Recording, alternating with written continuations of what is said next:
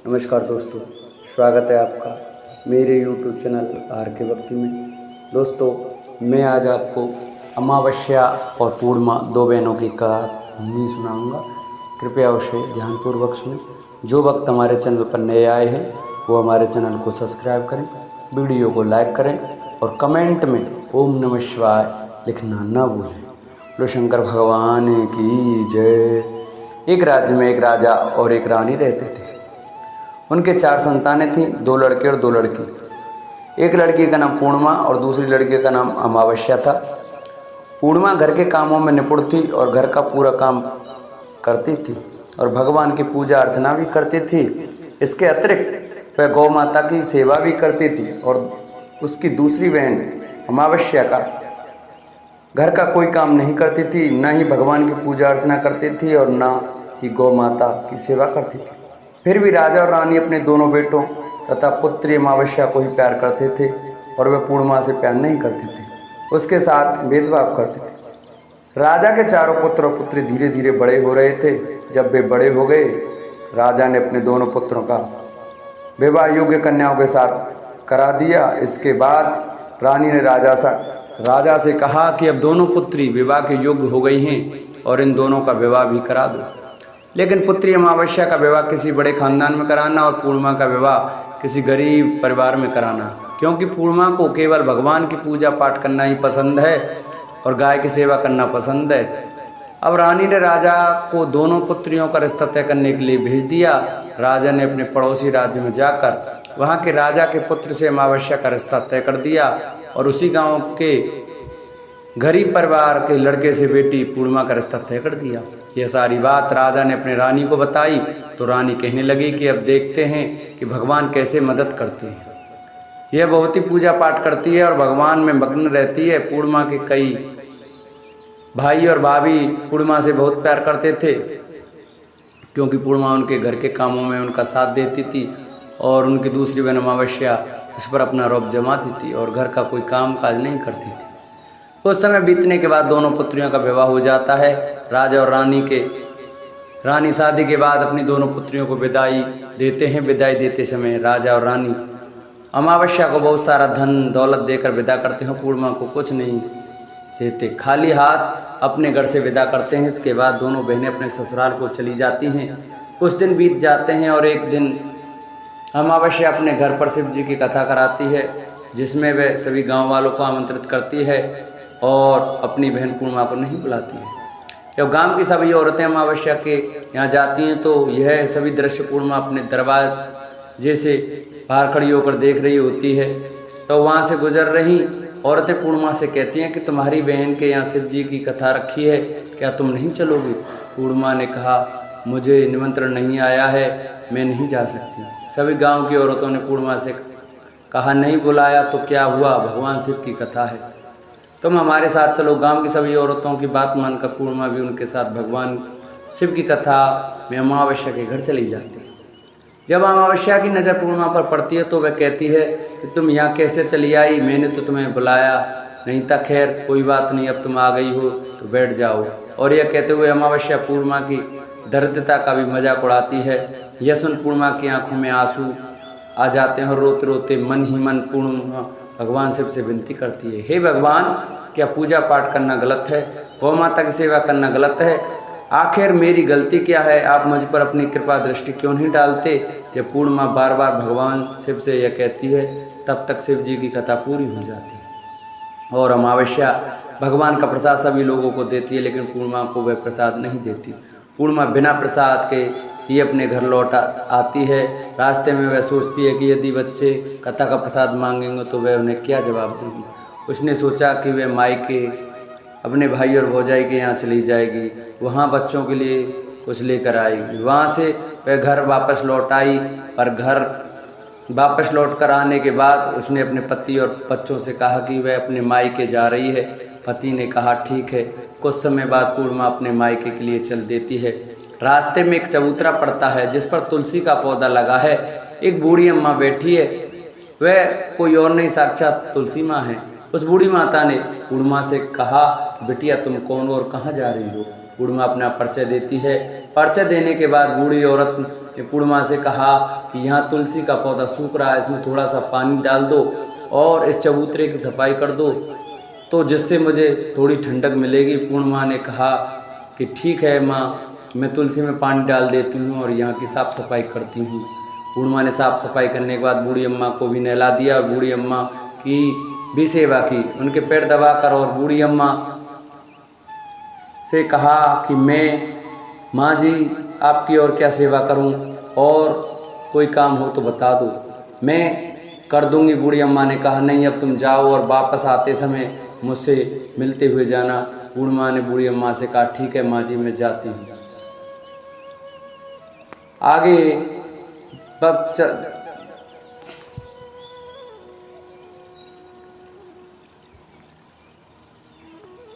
वापस आते वक्त आपसे मिलते हुए जाऊंगी। कुछ दूर आगे चलने के बाद एक शिव मंदिर आता है, वहाँ उसे बाबा मिले जो मंदिर के बाहर बैठे हुए थे। वह कोई और नहीं, साक्षात भोलेनाथ थे। उन्होंने पूर्णिमा से कहा कि कहाँ जा रही हो बेटी, तुम कौन हो? तब पूर्णिमा ने अपना पर्चा दिया। फिर बाबा ने कहा, पूर्णिमा से कहा इस चबूतरे की और इस मंदिर की सफाई कर दो। तब पूर्णिमा ने मंदिर की और चबूतरे की सफाई कर दी और वहाँ पर पूजा पाठ भी की और साफ सफाई पूजा अर्चना के बाद उन्होंने बाबा को भी नहला दिया। और उसने कहा कि बाबा और कोई काम हो तो बताइए। तो बाबा ने कहा कि अब बेटी तुम जाओ, वापस आते वक्त मुझसे मिलते हुए जाना। पूर्णिमा ने कहा ठीक है बाबा, मैं जाती हूँ, वापस आते हुए तुमसे मिलते हुए जाऊँगी। कुछ दूर चलने के बाद पूर्णिमा को एक काली जी का मंदिर दिखा, वहाँ भी एक बूढ़ी अम्मा चबूतरे पर बैठी थी। उस बूढ़ी औरत ने भी पूर्णिमा से कहा कि बेटी तुम कौन हो, कहाँ जा रही हो? तब पूर्णिमा ने उस बूढ़ी औरत को भी अपना परिचय दिया। बूढ़ी औरत ने पूर्णिमा से कहा कि यहाँ पर सभी पूजा पाठ करने के लिए आते हैं, लेकिन मंदिर की सफाई कोई नहीं करने आता, इसलिए तुम मंदिर की और चबूतरे की सफाई कर दो। पूर्णिमा ने कहा ठीक है माँ जी, और पूर्णिमा मंदिर की और चबूतरे की सफाई कर देती है और पूजा पाठ भी करती है और माता जी का श्रृंगार करती है और वह बूढ़ी अम्मा को भी नहला देती है और बूढ़ी अम्मा के पैर दबाती है और कहती है कि सभी काम हो गया माँ जी, और कोई काम हो तो बताइए। बूढ़ी अम्मा कहती है नहीं बेटी तुम जाओ, लेकिन वापस आते वक्त मुझसे मिलते हुए जाना। पूर्णिमा कहती है ठीक है, और वह आगे चलती है। चलते चलते एक नदी आती है, वहाँ पर भी एक बूढ़ी अम्मा बैठी रहती है और कहती है कि बेटी तुम कौन हो, कहाँ जा रही हो? उसे भी पूर्णिमा अपना परिचय देती है। बूढ़ी औरत पूर्णिमा से कहती है कि नदी पर स्नान करने के लिए यहाँ सब आते हैं, लेकिन यहाँ की साफ़ सफाई कोई नहीं करता, इसलिए तुम इस किनारे पर सफाई कर दो। पूर्णिमा कहती है ठीक है माँ जी, और वहाँ की साफ़ सफाई कर देती है।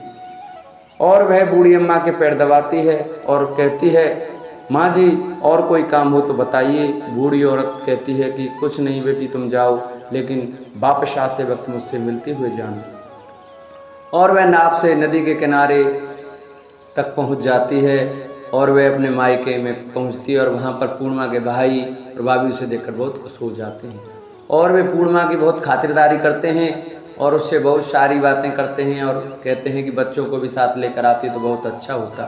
कुछ समय के बाद पूर्णिमा ने अपनी भाभी से वापस जाने को कहा तो उसकी भाभी ने उसके लिए एक थैले में साड़ी और बच्चों के लिए कपड़े और खाने पीने की कुछ चीज़ें रख दी और कहा कि तुम बहुत दिनों के बाद आई हो। और पूर्णिमा भी भाभी ने वह थैला पूर्णिमा के हाथ में दे दिया और कहा कि जाओ और बहुत जल्दी वापस आना। पूर्णिमा अपने घर को निकल गई और उसी नदी के किनारे पहुंची और नाव में बैठ दूसरे किनारे पर उतर गई। वहां उतरने के बाद बूढ़ी अम्मा मिली जो साक्षात गंगा मैया थी। उस बूढ़ी अम्मा ने पूर्णिमा को थैला दिया और कहा कि तुम अपने घर जाकर इस थैले को खोलना। पूर्णिमा के पास अब 2 थैले हो गए। उन्हें लेकर पूर्णिमा वहाँ से रवाना हुई। कुछ दूर चलने पर काली माँ का मंदिर आया। वहाँ पर काली माँ बूढ़ी माँ के रूप में विराजमान थी। उसने कहा कि बेटी आ गई? पूर्णिमा ने कहा हाँ माँ जी मैं आ गई। तो काली माँ ने भी उसे थैला दिया और कहा तुम ये लो अपने घर जाकर खोलना। पूर्णिमा के पास 3 थैले हो गए थे। पूर्णिमा को आगे कुछ दूर जाने पर शिव जी का मंदिर आया जहाँ बाबा के रूप में शिव जी स्वयं विराजमान थे। बाबा ने कहा कि पूर्णिमा तुम वापस आ गई? पूर्णिमा ने कहा हाँ बाबा मैं वापस आ गई। बाबा ने भी पूर्णिमा को थैला दिया और कहा कि यह थैला तुम घर जाकर ही खोलना। पूर्णिमा ने कहा ठीक है। अब पूर्णिमा के पास 4 थैले हो गए थे। पूर्णिमा ने सोचा 4 थैले को अब कैसे ले जाया जाए।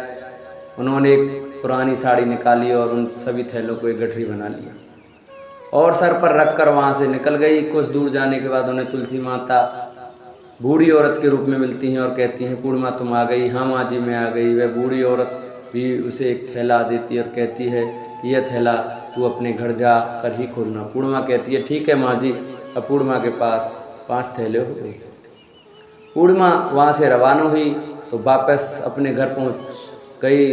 पूर्णिमा ने थैलों को नीचे रखा और सबसे पहले अपने मायके का थैला खोल कर देखने लगी।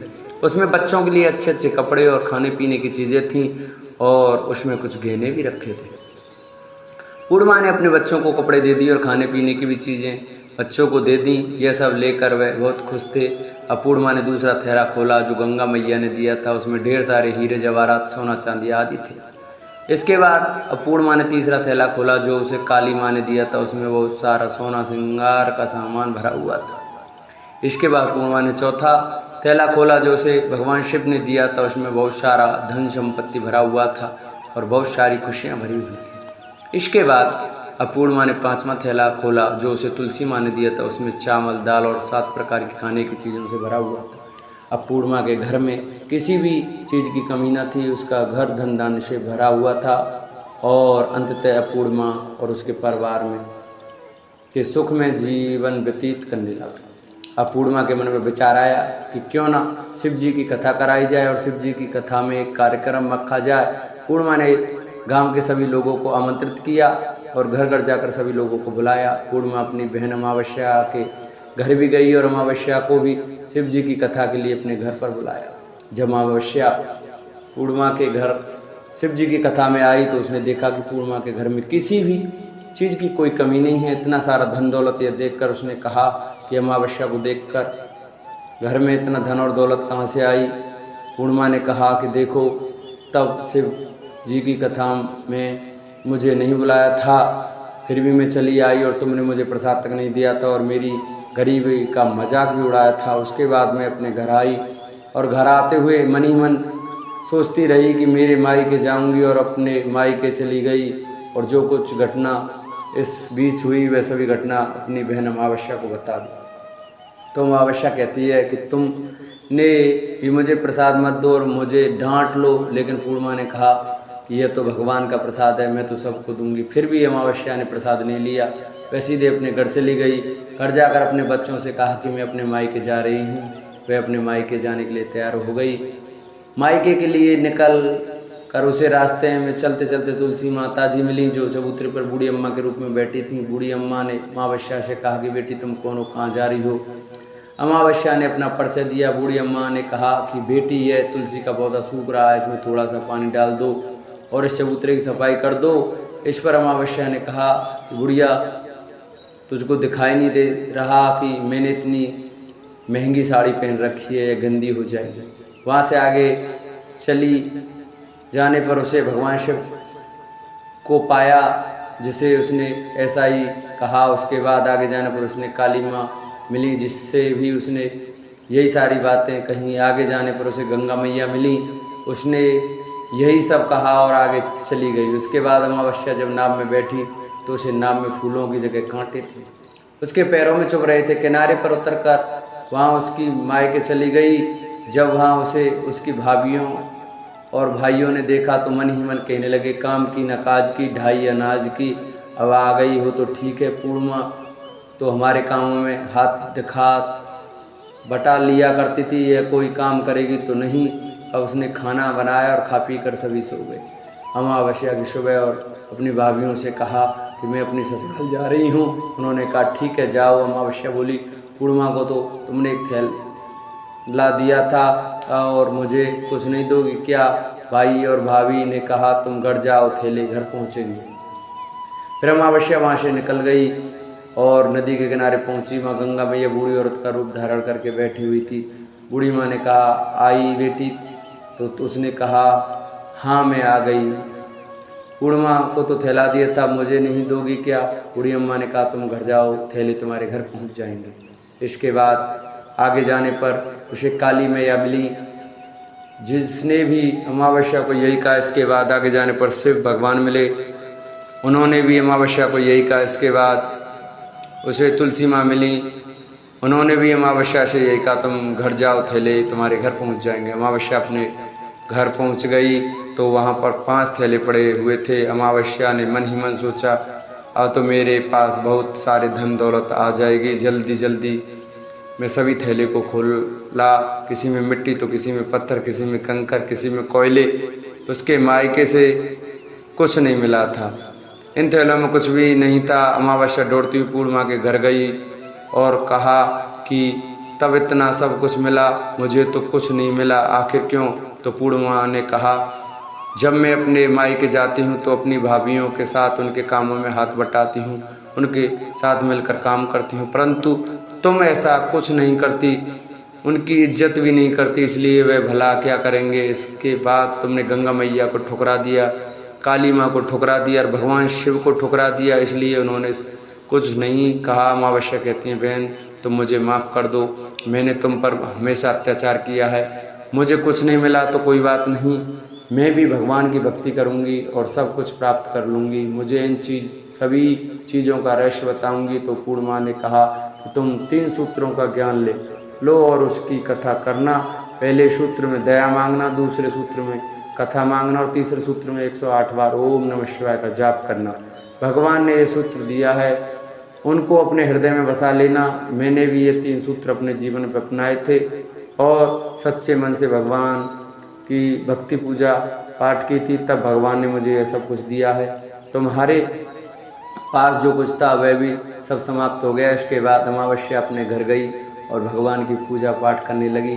भगवान शिव से उन्होंने माफ़ी मांगी और गौ माता की सेवा भी की और दूसरों की मदद भी करने लगी। बोलो शंकर भगवान की जय।